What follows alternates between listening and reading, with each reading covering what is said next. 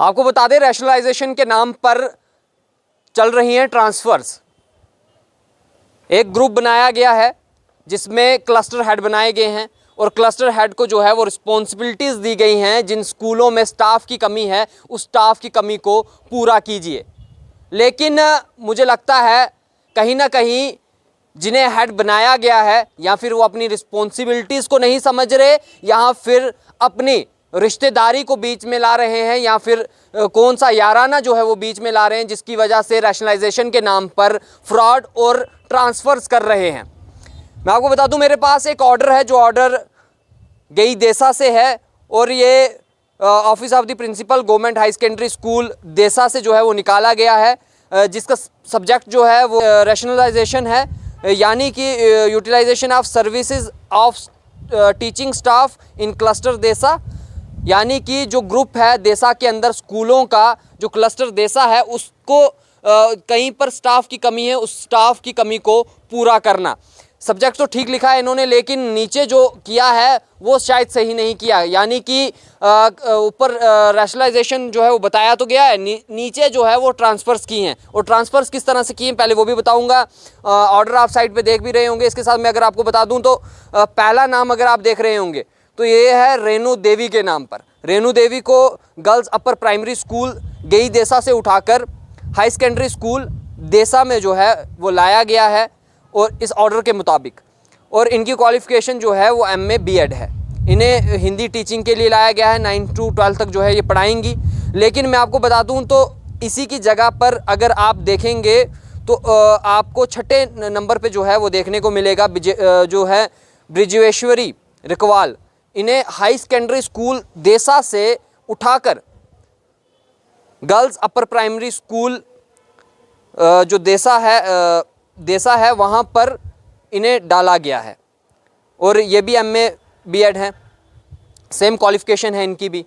और इन्हें किसके अगेंस्ट लगाया गया है? रेणु देवी की। यानी कि रेणु देवी को उस स्कूल से उठा के हाई सेकेंडरी में डाला गया है, और इन्हें वहाँ से उठाकर हाई सेकेंडरी से उठाकर गर्ल्स अपर प्राइमरी स्कूल जो है देसा में डाला गया है। अब आप देखेंगे पूरा मामला सिर्फ यहीं पे ये चीज़ें नहीं रुकती। इसके अलावा मैं आपको बता दूं बाकी भी इसमें बड़ी चीज़ें हमें देखने को मिलती हैं। जैसे अगर आपको बता दें कि मनोहर लाल है, मनोहर लाल की जगह पे भी जो है वो अंजू बाला को जो है वो डाला है। मतलब कि अंजू बाला जो है चौथे नंबर पे आप पढ़ेंगे अंजू बाला अपर प्राइमरी स्कूल से इनको हाई सेकेंडरी स्कूल देसा में लाया। MA B.Ed इनकी क्वालिफ़िकेशन है, 9 to 12 तक ये भी पढ़ाएंगे, इंग्लिश के लिए इन्हें लाया है। लेकिन इनकी जगह जो दूसरे व्यक्ति थे मनोहर लाल, इन मनोहर लाल को अपर प्राइमरी स्कूल देवाल कुंड से अपर प्राइमरी स्कूल मंगल ठाठा में भेजा गया है। ये इनकी भी जो क्वालिफ़िकेशन है वो MA B.Ed है, और इन्हें जो है वो अंजू बालाजी की जगह जो है वो लगाया है। अब देखिए अंजू बालाजी जो हैं वो अपर प्राइमरी स्कूल मंगल ठाठा में थी, और मंगल ठाठा से इन्हें उठाकर हाई सेकेंडरी स्कूल देसा में लाया गया, और इनकी जगह पर जो है वो देवाल कुंड से जो है अपर प्राइमरी स्कूल मंगल ठाठा भेजा गया, यानी कि अंजू बाला की जगह पे भेजा गया।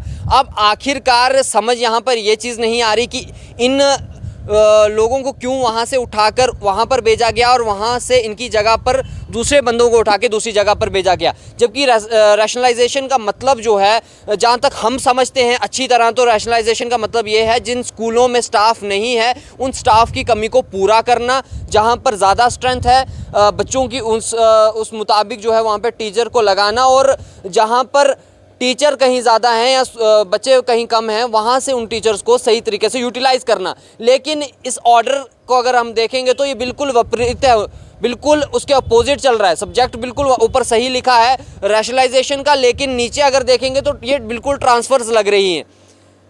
अब मुझे ये समझ नहीं आती कि आखिरकार ये प्रिंसिपल को अथॉरिटी दी किसने।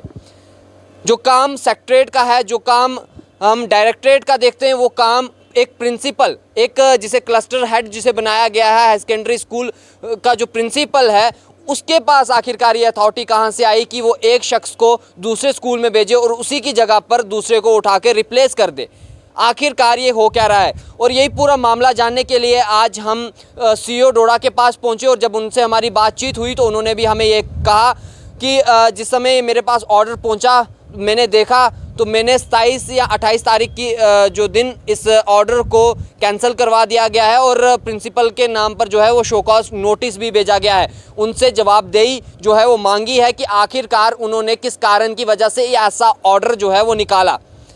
अब पूरा मामला देखना है कि आखिरकार होता क्या है और क्या जवाबदेही में जो है हमें वहाँ से देखने को मिलता है। क्या सच में रिश्तेदारियों की वजह से उन्होंने इस तरह के काम किए हैं? जो काम डायरेक्टरेट सेक्रेटरीट का था, क्या वो काम अब प्रिंसिपल करेगा? अब पूरा मामला क्या है, पूरा मामला आपको हमने बताया, लेकिन जिस चीज़ की अथॉरिटी प्रिंसिपल को नहीं है, आखिरकार वो ऐसा काम कर कैसे रहा है। आप भी अपनी राय ज़रूर कमेंट बॉक्स पे रखें कि आखिरकार ऐसे लोग किस तरह से एक काम करते हैं। क्या इन्हें किसी का डर नहीं और रैशनलाइजेशन के नाम पर फ्रॉड क्यों, ट्रांसफ़र्स क्यों? आखिरकार ये किस तरह से जो है वो इस तरह के कदम उठा रहे हैं।